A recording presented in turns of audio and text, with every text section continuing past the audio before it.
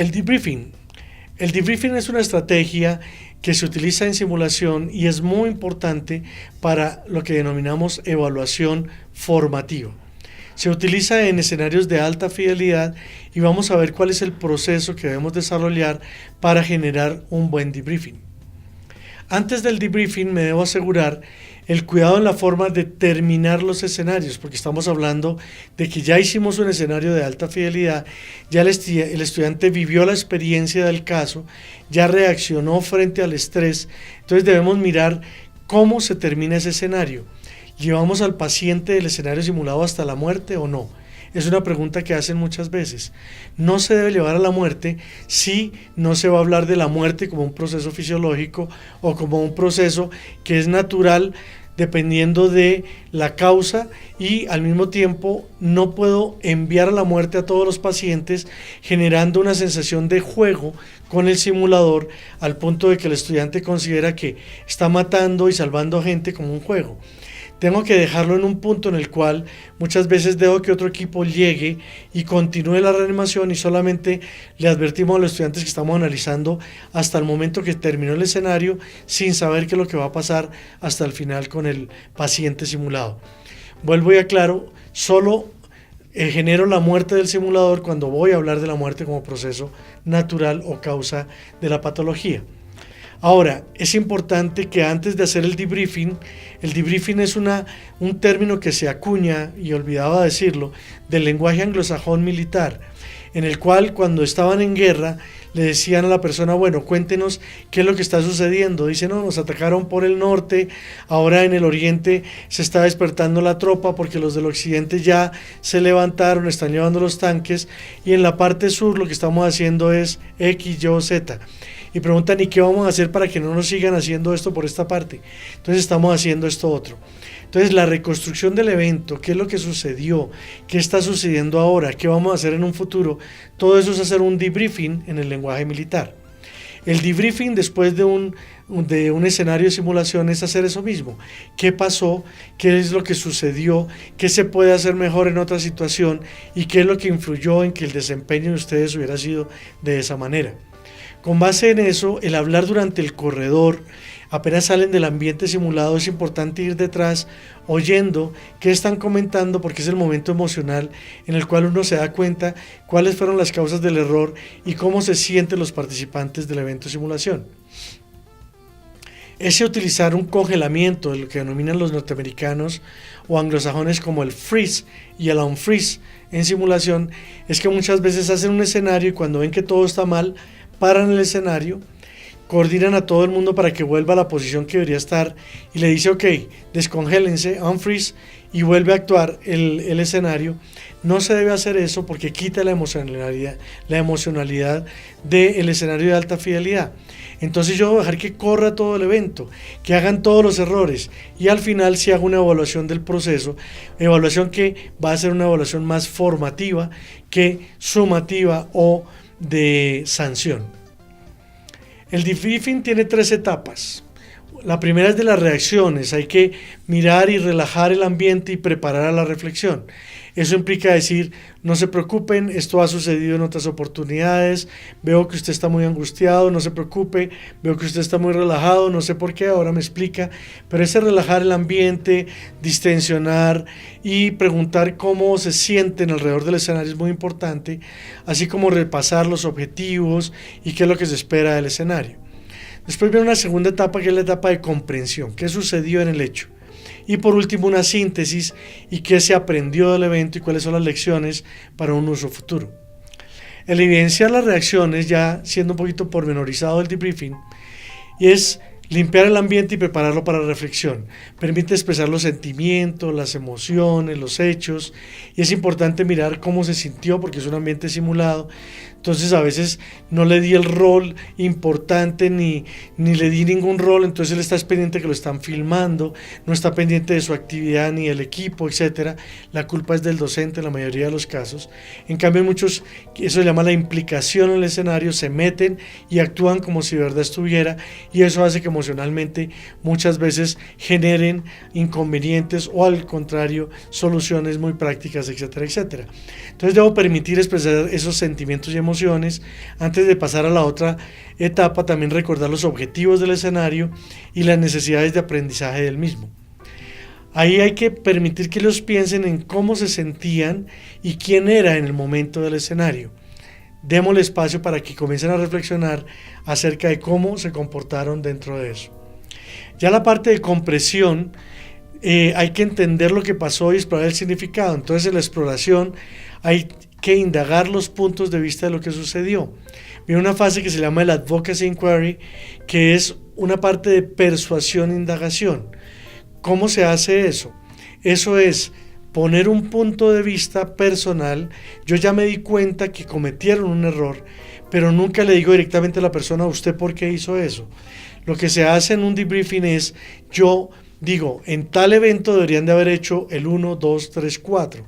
Yo sé que faltó hacer el 3, pero no se lo digo de esa manera. Yo simplemente enumero los 4 puntos, pongo mi punto de vista y al final les digo, ¿y aquí qué pasó?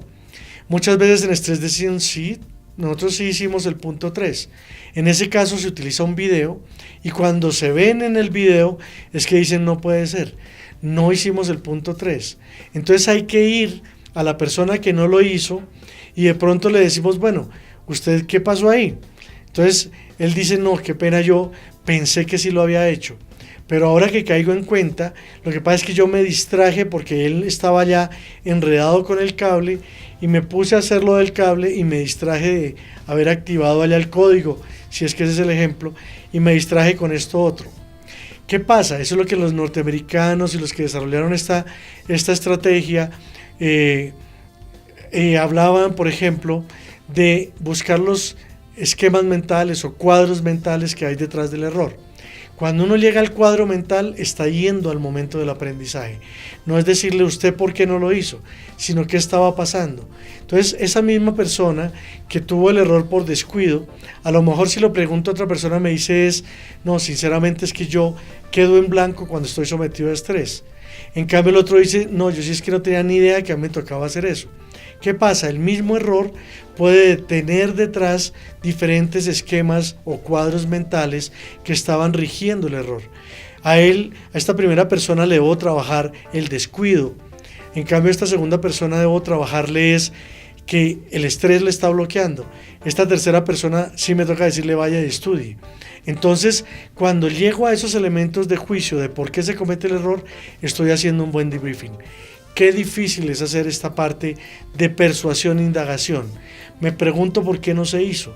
Me llamó la atención esto, pero sin juzgar a nadie, sin decirle usted por qué no lo hizo. Tiene que dejar que él haga la reflexión, si no, utilizo el video y después buscar qué cuadro mental había detrás de eso. Esa es la segunda fase de persuasión e indagación y es realmente una parte de arte y se aprende con el tiempo a medida que se va ejecutando. Ya lo último sería generar y aplicar los conceptos a situaciones reales.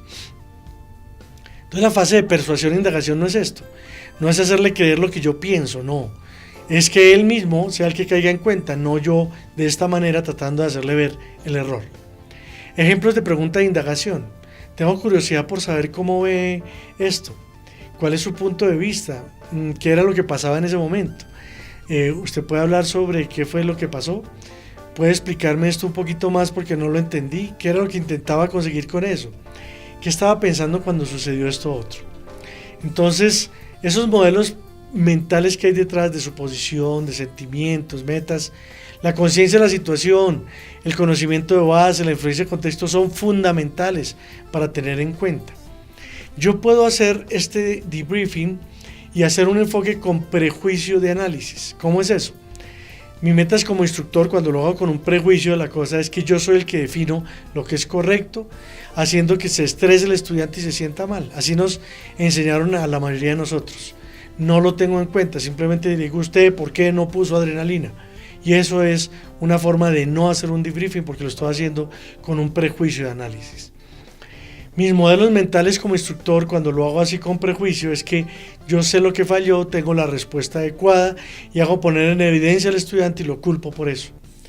¿Y cómo lo logro? Utiliza el docente un tono de voz que es acusador, afirma lo que debió ser correcto y le da solución al problema. Es decir, es una forma muy conductista de hacerlo cuando lo hago con prejuicio.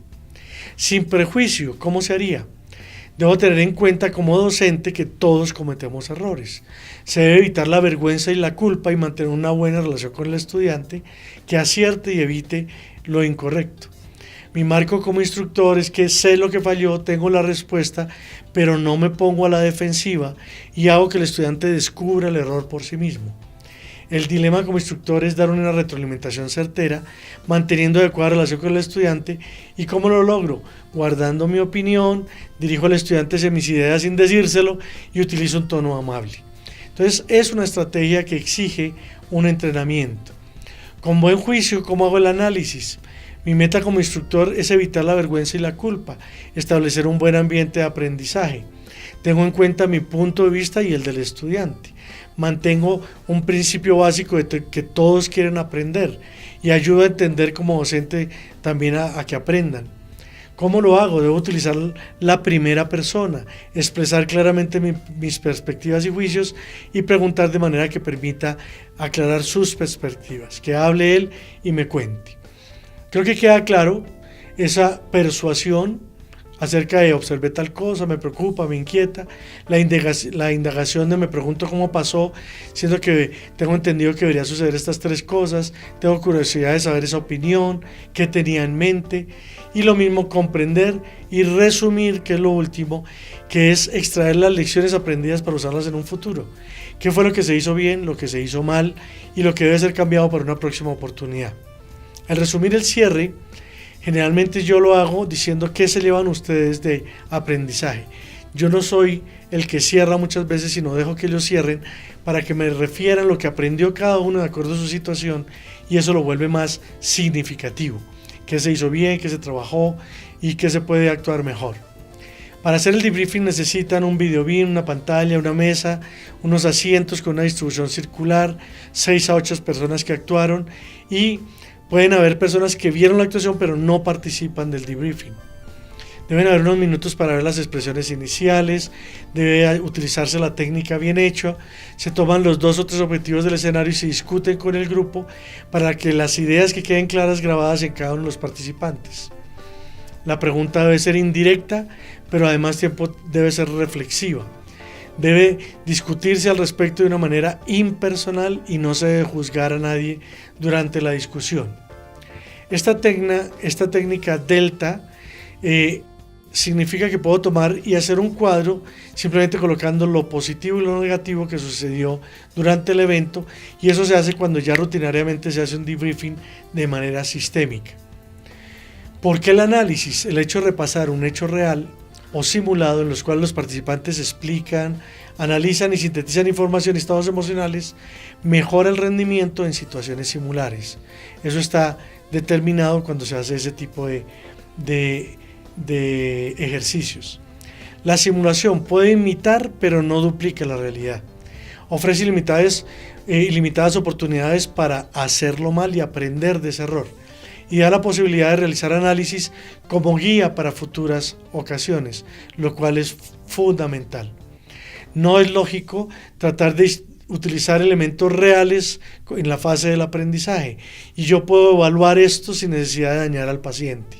Yo puedo hacer escenarios de alta fidelidad y debriefing, que es una evaluación formativa a lo largo del proceso, y voy a favorecer muchísimo el aprendizaje significativo de los estudiantes. Este ejemplo en pilotos, no pueden argumentar que para eso tienen aviones, para que aprendan con ellos los procedimientos. Y no es necesario sobrevivir a la mala experiencia y la realidad para evaluar y aprender. Muchas veces no hay tiempo para volver a vivir la misma experiencia por un mal procedimiento vivido en la realidad. Entonces utilicemos la simulación, evaluemos y busquemos espacios de evaluación con retroalimentación, una evaluación formativa que sea muy importante y que logre un aprendizaje significativo en el estudiante, como lo es el debriefing.